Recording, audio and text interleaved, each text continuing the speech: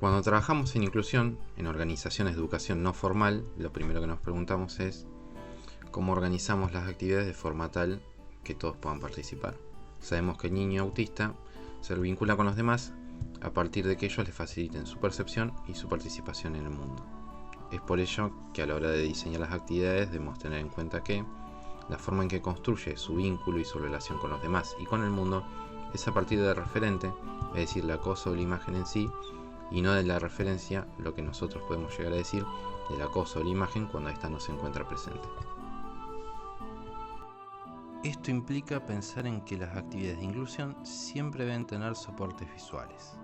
Lo visual se relaciona con la creación de la referencia, en tanto la imagen de la cosa en sí y con ello del aprendizaje del lenguaje hablado como código. Erróneamente se piensa que si el niño no habla, no entiende. El lenguaje es una estructura.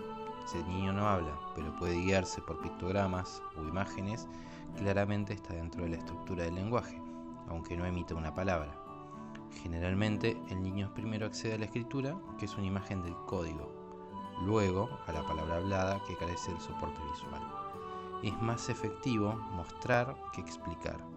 Ponerse la campera mientras se parafrasea la acción, ahora hay que ponerse la campera, o señalarla con el dedo, garantiza la comprensión. Desde comienzos de la humanidad, el relato de historia forma parte importante de las diferentes culturas. De esta forma, generalmente, se transmite el universo simbólico. Adultos contando la historia a los niños, y niños que mientras juegan relatan sus propias historias en su mente o en voz baja.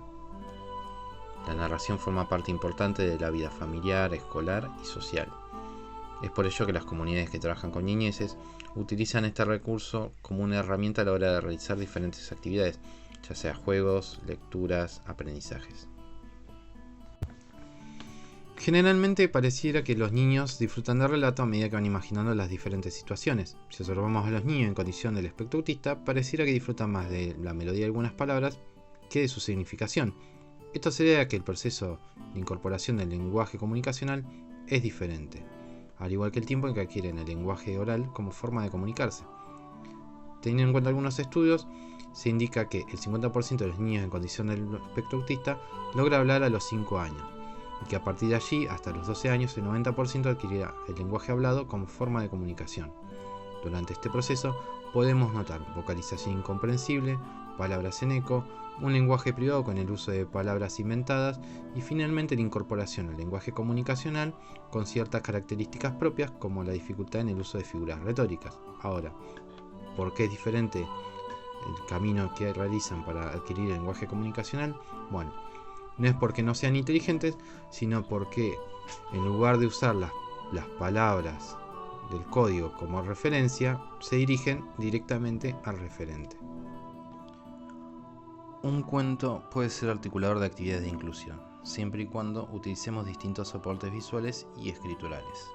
Una actividad donde el cuento sea el articulador principal no implica que empiece y termine en el mismo día, sino puede utilizarse durante un tiempo prolongado en tanto se van articulando distintas actividades como juegos, producciones, distintos formatos en los que se cuenta la historia, narración, títeres, teatro, etc. En algunas instituciones terapéuticas que apoyan la inclusión se utiliza un cuento anual como articulador de actividades, por ejemplo, La historia sin fin de Michael Ende. En el escultismo, el libro de la selva, utilizado de la buena manera, atraviesa todo el año la actividad Scout en los niños de 7 a 10 años. Un cuento, una historia nos permite utilizarla como organizadora de las actividades del grupo taller, establecer ejes articuladores entre las actividades individuales y las actividades del grupo taller, construir secuencias de actividades, generar espacios de producción y exposición que permitan alojar de una buena manera aquello que realiza cada uno de los participantes. Una de las formas de narrar de manera inclusiva es con el uso del kamiyabai o teatro de papel, donde la narración se compone de un soporte visual, lo que lo convierte en un excelente recurso. Para hacerlo, elegiremos el cuento, creamos o copiamos las láminas y las imprimimos en papel. Construimos el pequeño teatrino con cartón o fibro fácil. En YouTube existen varios videos que nos muestran cómo construirlo. Una vez seleccionadas las láminas, se enumeran y se colocan unas sobre otras en el pequeño teatrino. En la parte posterior de la última lámina está escrito lo que debemos narrar de la primera. y en la parte posterior de la primera lámina está escrito lo que debemos narrar de la segunda, en la segunda lo de la tercera y así sucesivamente, lo que nos permite que cuando quitemos cada lámina y las coloquemos detrás tengamos el relato a la vista. Si el Kamiyabai nos permite el soporte visual del cuento, la habilidad del narrador no debe centrarse simplemente en leerlo, sino en mostrar con el cuerpo algunas cosas. Un buen narrador inclusivo analizará previamente cuáles son las acciones que realizará en el transcurso de la historia. Daremos algunas indicaciones generales para el Kamiyabai del libro de la selva, que es utilizado en los Scouts y que por su variedad y tipo de personajes es adecuado para trabajarlo de forma inclusiva. Les mostraremos una serie de cuadros donde figuran, primero, una imagen del cuento elegida en función de poder realizar un buen desarrollo. Segundo, el texto que tendrán que adaptar para la lectura de la lámina. Tercero, algunas mostraciones que el narrador podría realizar como, por ejemplo, onomatopeyas, movimientos corporales, movimientos expresivos. Cuarto, algunas actividades también inclusivas que se podrían desprender de la lectura del cuento. Con relación a las actividades de las mismas pueden hacerse al finalizar el cuento, o en una secuencia temporal de distintos encuentros donde se hace referencia al cuento y se realizan dichas actividades. Del libro de la selva se desprenden distintas posibilidades para el narrador: la imitación del sonido de los animales, de sus movimientos o la expresión de las emociones. Cuestiones básicas.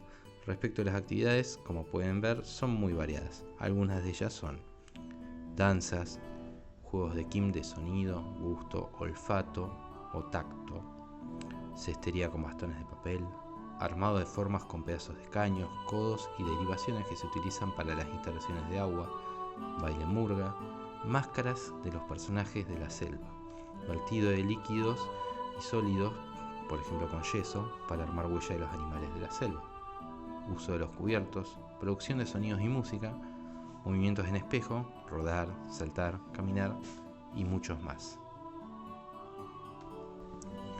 Si te fue útil información del video, compartilo con tu comunidad de educadores no formales y animadores sociocomunitarios. Suscríbete a nuestro canal de YouTube para que podamos compartir herramientas concretas para la inclusión.